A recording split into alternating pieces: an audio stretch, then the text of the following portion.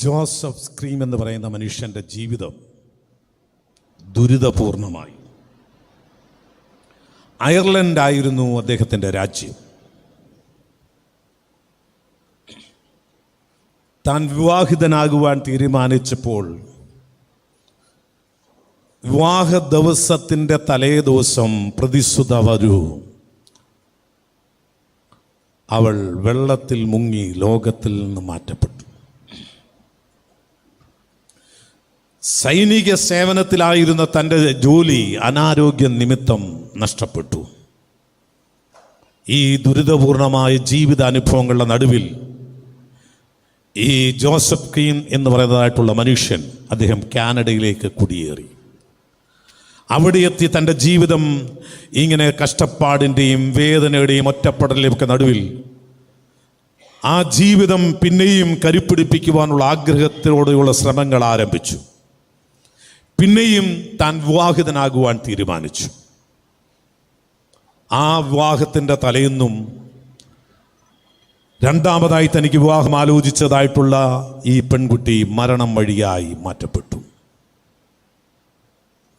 ജീവിതത്തിൻ്റെ വേദനകൾ നിറഞ്ഞ ദുരിതങ്ങളുടെ ആഴക്കയത്തിലേക്ക് മുങ്ങിത്താഴുന്ന മനുഷ്യൻ ഭാഗ്യവശാൽ ഒരു ദിവസം യേശുവിനെ അദ്ദേഹം കണ്ടുമുട്ടി.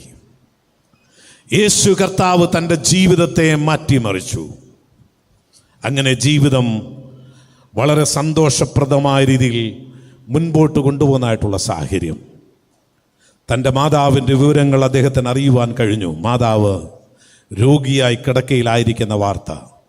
എന്നാൽ താൻ ആയിരിക്കുന്ന സാഹചര്യത്തിൽ പ്രത്യേക സാഹചര്യ നിമിത്തം തനിക്ക് ഈ മാതാവിനെ കാണുവാൻ അവിടെ എത്തിച്ചേരുവാനായിട്ട് കഴിയാത്ത സാഹചര്യത്തിൽ ആ മാതാവിന് ഈ പ്രിയപ്പെട്ട സ്ക്രീം ഒരു കത്തെഴുതി. ആ കത്തിനോടൊപ്പം താൻ എഴുതിയ ഒരു കവിതയും എഴുതി.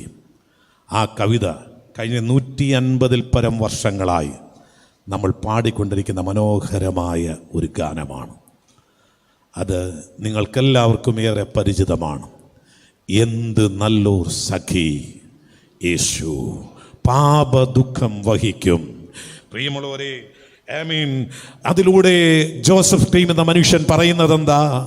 തൻ്റെ ജീവിതത്തിൻ്റെ ഒറ്റപ്പെടലിൻ്റെ അനുഭവങ്ങൾ നടുവിൽ തനിക്ക് സംഭാഷിക്കുവാൻ ഒരു സഖി, തൻ്റെ ജീവിതത്തിൻ്റെ വേദനകളുടെയും പരാജയങ്ങളുടെയും നഷ്ടബോധങ്ങളുടെയും നടുവിൽ കൂടെ നടക്കുവാൻ തനിക്കൊരു കൂട്ടാളി, അതാണ് യേശു.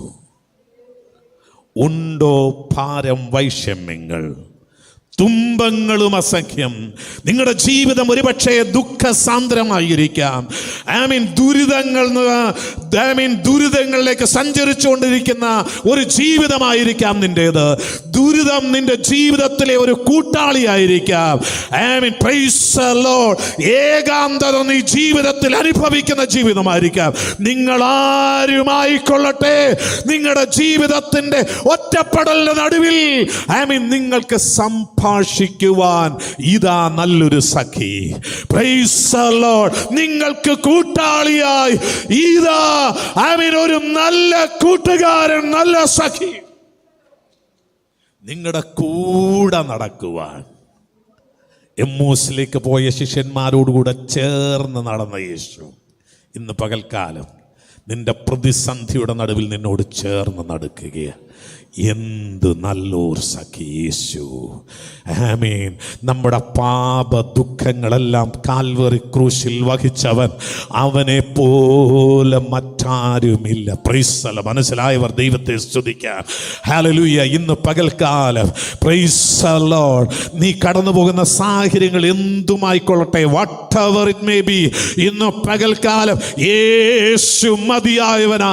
കോശി തലയ്ക്കൽ സാറിന്റെ ഭാഷയിൽ പറഞ്ഞാൽ He is more than enough. യേശു ആരിലും മതിയായവൻ. എത്ര പേർ വിശ്വസിക്കുന്നു? ആമേൻ. Praise the Lord. ഇന്ന് പകൽക്കാലം നമ്മൾ അവൻ്റെ സന്നിധിയിലേക്കാണ് വന്നിരിക്കുന്നത്. ഇവിടെ പരിഹരിക്കപ്പെടാത്ത ഒരു പ്രശ്നവുമില്ല. ഇവിടെ എന്ന് പറഞ്ഞാൽ YWCയിലല്ല. ദൈവത്തിൻ്റെ സന്നിധിയിൽ പരിഹരിക്കപ്പെടാത്ത ഒരു പ്രശ്നവുമില്ല. Praise the Lord, hallelujah. നഷ്ടബോധത്തോടെ നീ ജീവിക്കണ്ട.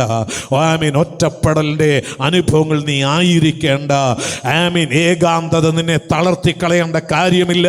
ഇന്ന് പകൽക്കാലം ഏതൊരനുഭവങ്ങളിലും കൂരിലിൻ്റെ താഴ്വരയിലും കൈവിടാത്ത കൂട്ടാളിയായി, ഒരു നാളിലും പിരിയാത്ത നല്ല സഖിയായി അവൻ നിനക്ക് മതിയായവനാ. വിശ്വസിക്കുന്നവർ കരമടിച്ച് ദൈവത്തെ സ്തുതിക്കാം. വിശ്വാസത്തോടെ ദൈവത്തെ മഹത്വപ്പെടുത്താം.